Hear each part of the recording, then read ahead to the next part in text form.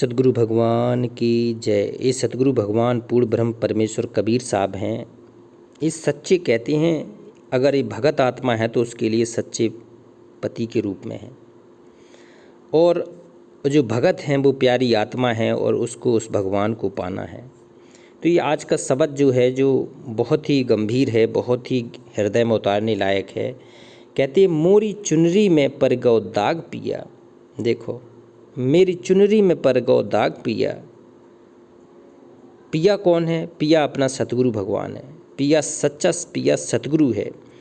तो ये मन कह रहा है, ये आत्मा कह रही है, ये भगत कह रहा है कि हे मेरे पति देव, हे मेरे प्रियतम, हे मेरे सच्चे भगवान, कि मेरी चुनरी में पड़ गौ दाग पिया, कि मेरी चुनरी में दाग पड़ गया है, मेरी पवित्र नहीं रही, अभी पवित्र आत्मा नहीं रही।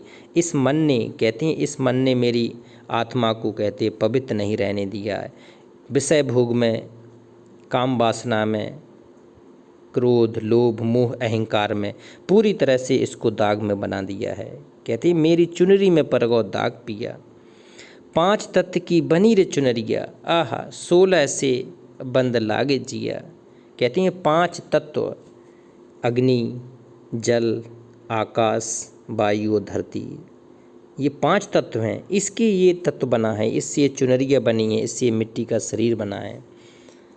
तो 5 तत्व की बनी रे चुनरिया और 16 से बंद लागे जिया। कहते हैं कबीर साहब की भक्ति में, कहते हैं 16 संस्कार होते हैं, 16 भक्ति के गुण होते हैं, उनसे इन 5 तत्व की चुनरिया का सही तरीके से श्रृंगार किया जाता है, आत्मा को सजाया जाता है। तो कहती हैं 16 से बंद लागे जिया, यह चुनरी मोरे मैके ते आई। आहा, देखो, यह चुनरी मेरे मायके से, मायका क्या है? ये मायका है जहाँ हम रह रहे हैं, पृथ्वी लोक, यहाँ से आई, यहाँ से ही इसमें चुनरी में ये दाग लगे हैं। पृथ्वी पे क्या है कि हर प्रकार से ये मन है ना, ये मन आत्मा को उलझा लेता है और वो इस संसार के जाल में ही फंसा के रखना चाहता है। कभी नहीं चाहता है मन के ये आत्मा का साथी हो, कि पूर्ण भक्ति करके और इस काल के जाल से निकल जाए। तो कहते हैं यह चुनरी मोरे मायके से आई, उस ससुरा में मनुआ खोए दिया। ससुरा क्या? ससुराल है हमारा पूर्ण ब्रह्म परमेश्वर अविनाशी राम कबीर साहब का सतलोक। तो कहते हैं ससुरा में मनुआ खोए दिया, वहाँ से जब आए थे तो यहाँ से सब खो गया है। और मलि मलि धोई दाग न छूटे, ज्ञान को साबुन लाए पिया। आहा, कहते हैं बताओ, इतना गहरा दाग है चुनरी में, इतना गहरा दाग लग गया कि असंख्य युगों से तो इस काल के जाल में हर जीव आत्मा पड़ा है। कई बार इसने कई योनियाँ, लग 84 योनियाँ भोग चुका है। तो कहते हैं मलमल धोई दाग न छूटे, इसको खूब प्रयास किया है कि ये चुनरी में दाग जो लगा है वो छूट जाए, लेकिन नहीं छूट रहा है।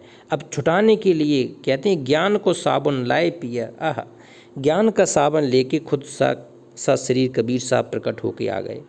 प्रकट होके ये पूरे ज्ञान दिया था, पूरे शब्द दिए थे, तब बताया था कि ये ज्ञान कितना अनमोल है, उस ज्ञान पर चलना कितना जरूरी है। कहते मलमल धोई दाग न छूटे, ज्ञान को साबुन लाए पिया। और कहे कबीर दाग तब छूटही, जब साहेब अपनाए लिया। जब कबीर साहब जब अपना लेंगे तब ये कितना भी गहरे दाग हों तेरे, कितने ही युगों के दाग हों, कितने की युगों की वासनाएं हों, युगों के कितने तेरे संचित कर्म हो, कितने बिगड़े कर्म हो, कितने तेरे पाप कर्म हो, वो कहती हैं इस आत्मा रूपी चुनरी में सब कुछ धो देगा वो कबीर का। कब? जब साहेब अपनाए लिया। अब साहेब कौन? ये कबीर साहब। तो ये सतगुरु के रूप में कबीर साहब प्रकट होके आते हैं और आत्मा की पूरी सफाई करके ले जाते हैं, सतनाम देते हैं। कहते हैं जब ही सतनाम हृदय धरो और भव पाप को नाश, और जैसे चिंगारी अग्नि की पड़ी पुरानी घास। तो ये कबीर साहब जब सतनाम आत्मा को देते हैं ना, तो कहते हैं कितनी भी पाप हो सब कट के ख़त्म हो जाते हैं।